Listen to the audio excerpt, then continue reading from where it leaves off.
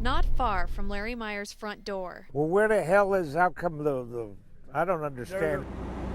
A view of what he hopes doesn't get too close. He watched the Funny River fire crest the ridge last night. Friends and neighbors like Buck Carroll have been streaming in to see what's happening with the fire. So yeah, it has gotten quite a bit closer even since I've been here this morning, and a lot closer since last night. They also do what they can to help. At least it'll stop the hot embers from starting anything. Larry and the others cleared trees when the fire started getting big. But I keep stalling around. I was told 4 years ago about that roof and those trees. And did I do anything? No. On this lot, this former fisherman collects wooden fishing boats and Swedish-style log cabins. But this ain't looking good. Larry doesn't have insurance. Before, he worried packing up his teak furniture from Thailand would damage it. And now, so I don't want to damage it, so it'll probably burn up in the house. You know, it's funny what you think of that you start worrying about when there's a fire. This property holds mementos of an adventurous life. Uses money and he travels to strange places, you go out in the woods of Cambodia to see the temples and, the back country. This adventure is one that Larry hopes he can soon put behind him. Larry, you're going to be all right. Well, maybe. No, I think you are. Come look at where the flames are now.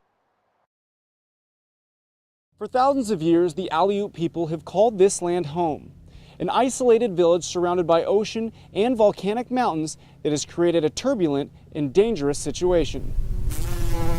Days like this don't come around too often here. While the days are long, summers in this fishing village tucked away in the heart of the Aleutians are short. For some, it's a time to play, while others are busy at work. It's become more and more of a desperate situation. Bonita Babcock has worked as an EMT and a community health aide at the local clinic for 10 years. I love people. I love to be able to help people. But Babcock can't always help. Her love has turned to desperation. All we're asking for is safe access.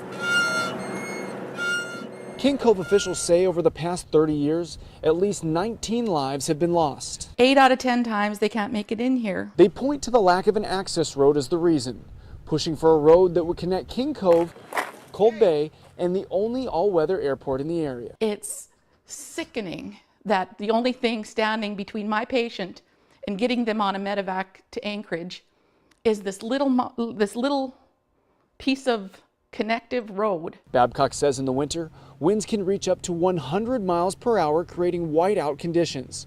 Weather so bad that they say the Coast Guard sometimes refuses to fly. A situation that Walter Wilson says almost cost him and his baby their lives earlier this year. I was just wondering if we were going to make it or not because I couldn't see nothing and it was blowing. There's hardly anything to see with all the snow blowing around. Wilson was crushed by a 600-pound crab pot while fishing for cod, dislocating both of his legs and fracturing one of them. While waiting to be medevac to Anchorage, his 6-week-old son Wyatt stopped breathing. Despite their dire situation, help couldn't come for hours. It took me about 12 hours because I got in that night about 6 or 7 o'clock that night or something, and it took me until 9 o'clock the next morning to finally make it out after he was medevaced out the first flight. Recognizing the problem decades ago, it wasn't until 2008 when King Cove began building a gravel road that winds along the coastline, stretching from the airstrip to the edge of the Eisenbeck National Wildlife Refuge. That project was completed in 2013. The original plan to utilize a $9 million hovercraft to transport patients to Cold Bay didn't work because of high winds and seas.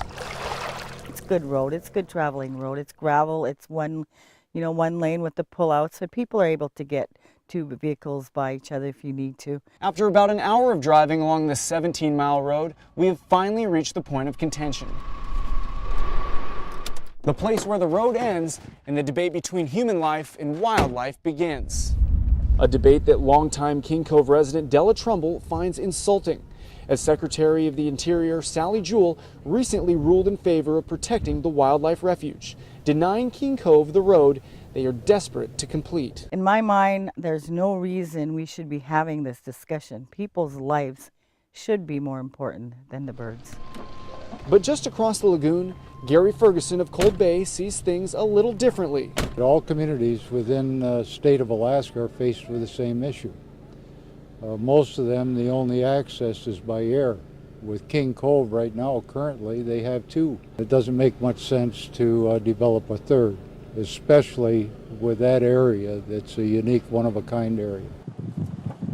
Gary says he wouldn't object to the road if there weren't any other viable options, saying King Cove residents have a hidden agenda. The real reason is they want a place to drive their vehicles in the evening, just like we do here in Cold Bay. After more than 35 years, controversy continues to rage on. I feel frustration. It's like you can reach out and touch Cold Bay. A lifeline that for the time being remains just out of reach. Following the Department of Interior's rejection of the road, the King Cove residents and the state of Alaska have filed a lawsuit to reverse that decision. In King Cove, Blake Essig, Channel 2 News.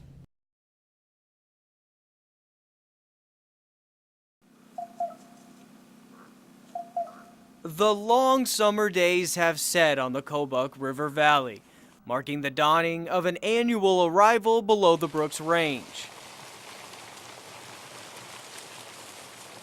A thundering rumble will fill these lower valleys in the coming weeks as a true natural marvel begins. I think it's one of the most remarkable wildlife, particularly for large mammal phenomenons in North America. I mean, where else can you see, thousands of animals moving through a small area like this? As the fog lifts from the Kobuk, the morning calm rests on the river, well aware it will be disrupted once the dawn breaks. The Western Arctic caribou is the largest herd in North America. For the last 10,000 years, this area of the Kobuk River, Onion Portage, has been a main intersection in the migration pattern. It's an area that's, about the size of the state of Wyoming or something like that.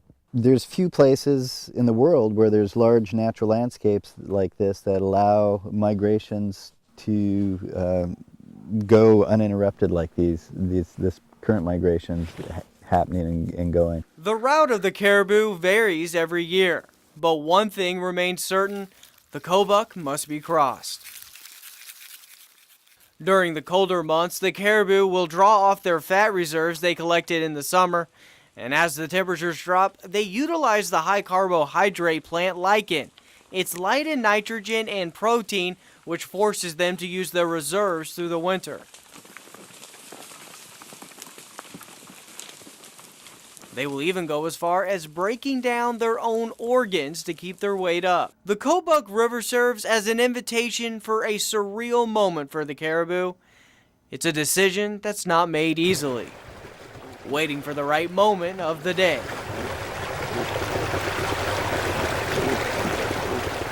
The caribou waste no time in the water, moving quickly to the southern shore. Their hooves are perfectly wide and elongated, serving as a makeshift paddle to get them across.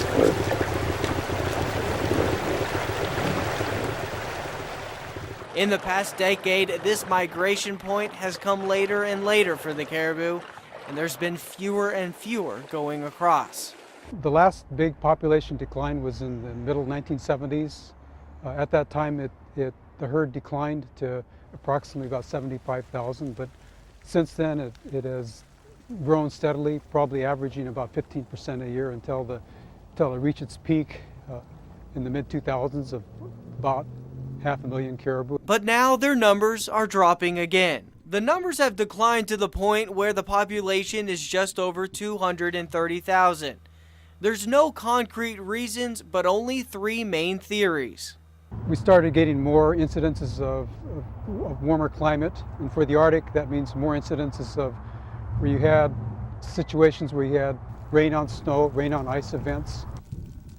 That really has a way of preventing caribou from effectively accessing their feed. One of the things that our staff has seen, and certainly it's been reported by local residents, is that there's higher numbers of predators, that bears and wolves that exist within the range of the herd, certainly more than what people have seen 10 or 20 years ago.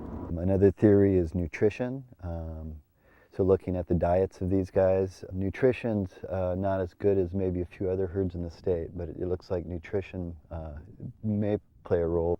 Both the state and federal government admit the caribou population trend has always been cyclical, but the dramatic climate change in the Arctic sets an unknown over the Kobuk River Valley. The wonder is if a normal morning in the fall in the Kobuk will soon turn the caribou around, impacting the others who live off the land.